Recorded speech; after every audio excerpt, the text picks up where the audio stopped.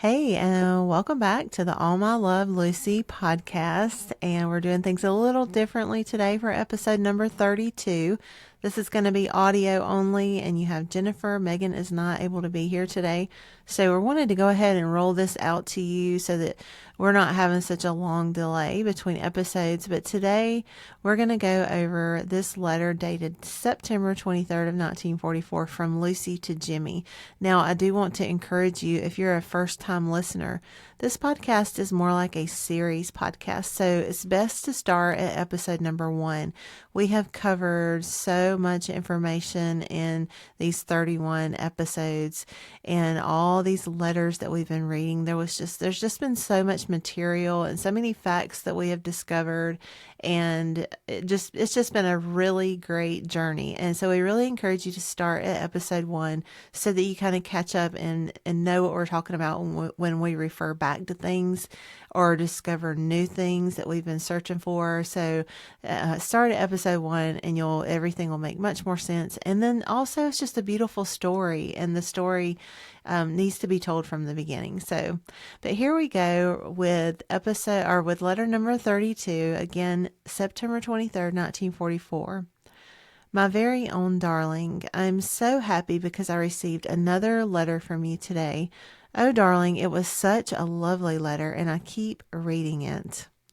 So Lucy opens here with a lot of joy and relief. We can feel that emotion from her after receiving another letter from her beloved Jimmie.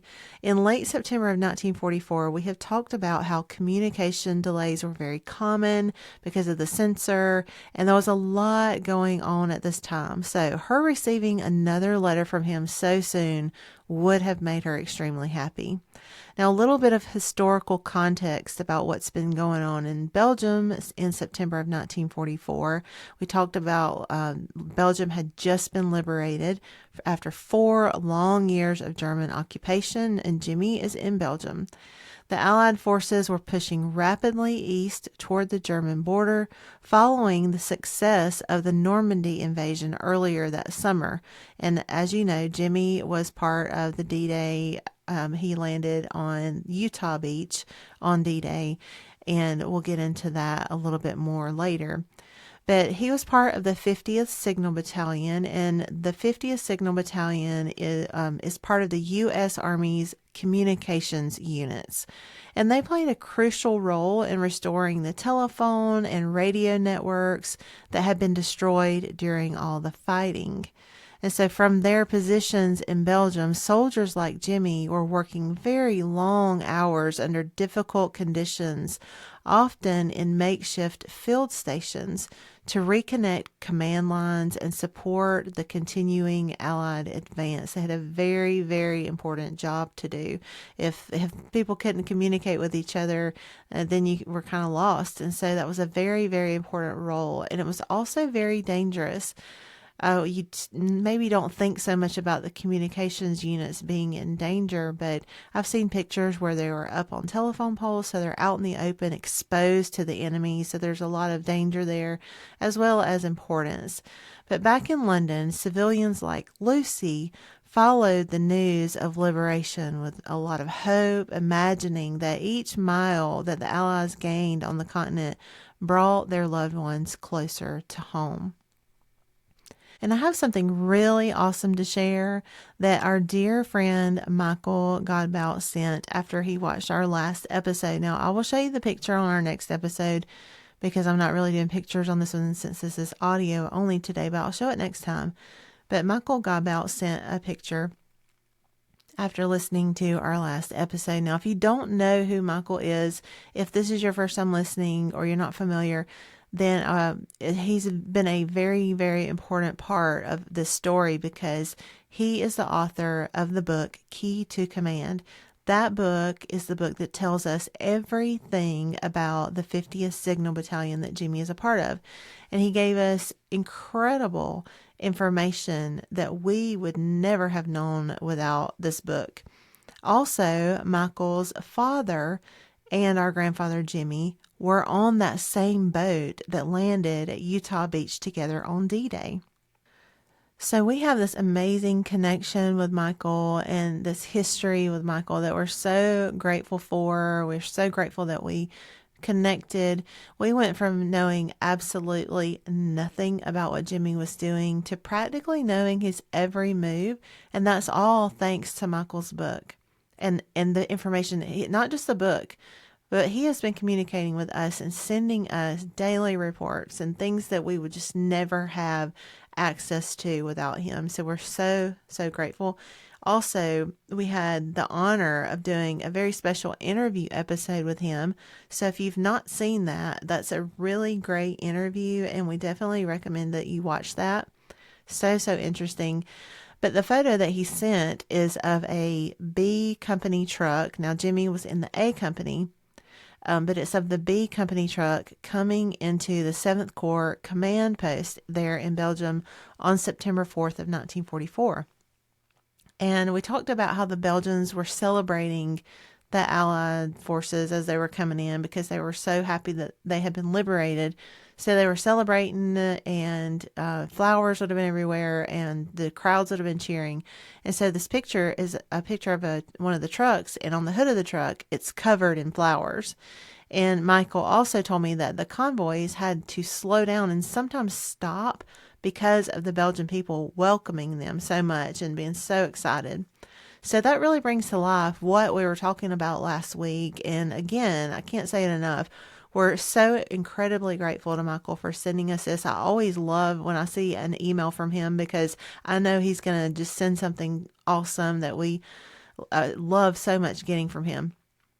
And so I do want to make sure and just let him know and let y'all know how grateful for everything that he's provided for us. This podcast would be lacking so much without his help.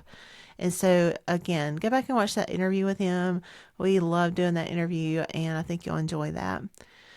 But each letter that arrived safely to Lucy and Jimmie was a small miracle, really, a tangible sign that he was still alive and thinking of her, and her letters to him was a tangible piece of hope from her, encouraging him, letting him know she still loved him, letting him know she's waiting on him, and he has something to go back to, and a future to look forward to, and a family to build, and all of the things that you're going to hope for in life. I'm sure the dark days of the war could make you think that was never going to happen for you. So these letters, each letter that arrived to them, were, like I said, kind of like a small miracle and a tangible sign to both of them. She goes on to say, "I'm glad you had a letter from your little sister." Now, I'm not sure which sister she's referring to here. He probably told her we don't have that letter, but it would have either been great aunt Julia or great aunt Ruth Evelyn. And if you haven't watched the interview with our great aunt Julia, you should definitely watch that one as well. It's a great interview, and she is actually Jimmie's last living sibling. So she's the last of them, and she is so special to us, and we really loved that interview. It was a really great interview. But we've talked a lot about how these shared correspondences from family and friends or loved ones were a way to keep that morale high and maintain a sense of normalcy despite the separation and the uncertainty of the war. She goes on to say, "You say, sweetheart, I did not forget your birthday, and I hope you received the very special letter and card which I sent to you. I think our letters must be held up as they seem to be taking much longer." So here she notes that mail seems to be taking longer, likely because, not just because of censor, but also as far as Belgium is concerned, it's likely because the postal routes between Britain and the newly liberated parts of Belgium were disrupted and overloaded as the Allies pushed further toward Germany. Her patience and understanding here show us how the civilians had adapted to that wartime communication delay and challenges that they faced with that.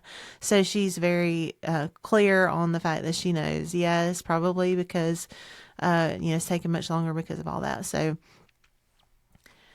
we also talked about how some of the post offices were probably destroyed, and There's just all kinds of obstacles that I'm sure they're facing at this time to get the letters to where they need to go.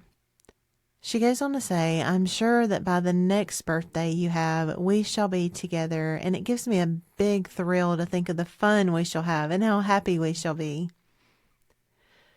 So this simple sentence holds a lot of weight here. She dreams that by his next birthday, next September, a year from now, they'll be together again. It's a moment of optimism, and it's rooted in the changing tide of the war. We talked about how she's seen the newspaper articles that are kind of positive and telling her that the Allies are pushing forward or, pushing on. And so she would have thought that it wouldn't be long and they would be back together.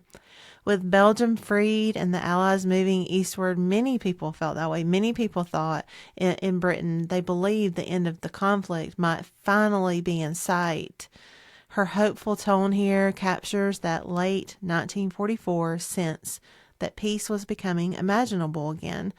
But unfortunately, we know that there's a lot more war to come that they both have to endure, and their separation is going to last another year and a half. She goes on to say, Darling, I'm feeling very naughty at the moment and simply craving to be in your arms.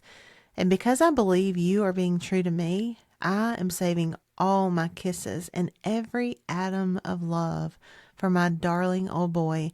So hurry up and win the war and come back to me. So I debated on sharing this part of the letter. I wondered if maybe it might be a little embarrassing for her or maybe a little too intimate. But like we've said earlier, her mood is changing. And you can get the sense here in this paragraph, you get the sense here that the time apart is really becoming heavier for her. Her longing becomes more personal, and here you can feel, and here the passion is more passionate. She writes about craving to be in his arms and saving all her kisses, and she's saving every atom of love for her darling old boy. She's trusting in his faithfulness. And so actually, this part of the letter is very telling of so many couples separated by the war at this time. This emotional intensity was very common in wartime correspondence where distance heightened affection and imagination. I know you've heard the phrase, absence makes the heart grow fonder. You can really feel that here. Her playful line, hurry up and win the war and come back to me, also mirrors the impatience of love, but also the civilian belief that every soldier's effort brought victory closer, which in turn meant bringing them closer to one another again.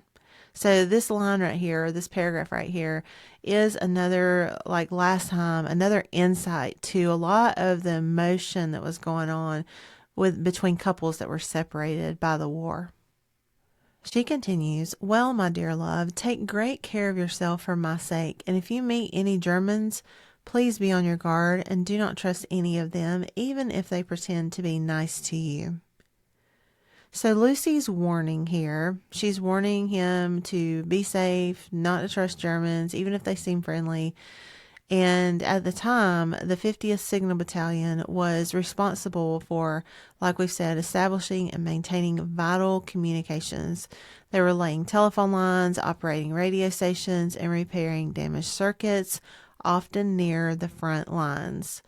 Now, in liberated Belgium, these tasks were not just technical, they were dangerous. Retreating German forces had left behind mines, booby traps, and damaged infrastructure. There were also occasional encounters with enemy soldiers who had not yet surrendered, as well as civilians whose loyalties were unclear. I can't remember which episode it was, but we told the story of Jimmie experiencing that in France. He was up on a telephone pole and a French woman came out and started shooting at him because she had fallen in love with a German soldier and they were pushing the Germans out, and she was mad about it. So her loyalties were not to them. Her loyalties were to her German lover. And so signal troops sometimes had to work in exposed positions, like I've said, up on telephone poles or moving along roads or through towns that had just been liberated, which made this vigilance to be on guard and be safe very essential. And Lucy's warning reflects this very real danger.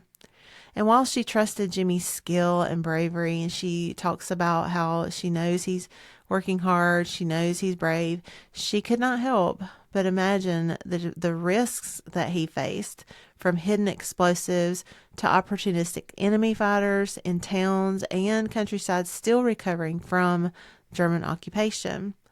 Now, beyond the physical danger, there's also emotional subtext here that gives us more incredible insight into the thoughts and feelings of a lot of people at this moment in time. Her words here blend love, concern, and a sense of shared responsibility. Although she's far away from him in London, she wants him to act with caution, survive, and come home safely. This emotional layer here captures the anxiety of many families who knew that even non-combat roles could be deadly during this fast-moving Allied advance across Europe. She ends with, "Good night, sweetheart, and God bless you and keep you safe. With all my love, from your Lucy." So we continue on this journey with Lucy and Jimmie as they detail their life and their longing and their love for one another. And we really are thankful that you're here with us, and we hope you're enjoying this.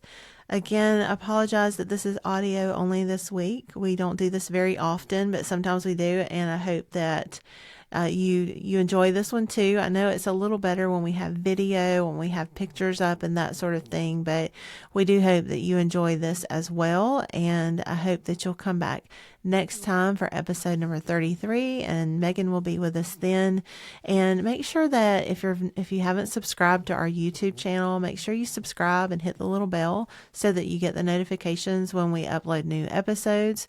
We're also on Facebook and Instagram if you want to follow us along there. We don't post a lot on either of those, but if you want to follow us along on those social media channels, you can do that as well. And we are on Spotify, but we have to catch up on Spotify. We're fairly new on Spotify, so we're gradually adding episodes there. But that is all for today, and we will see you next time here on the All My Love Lucy podcast.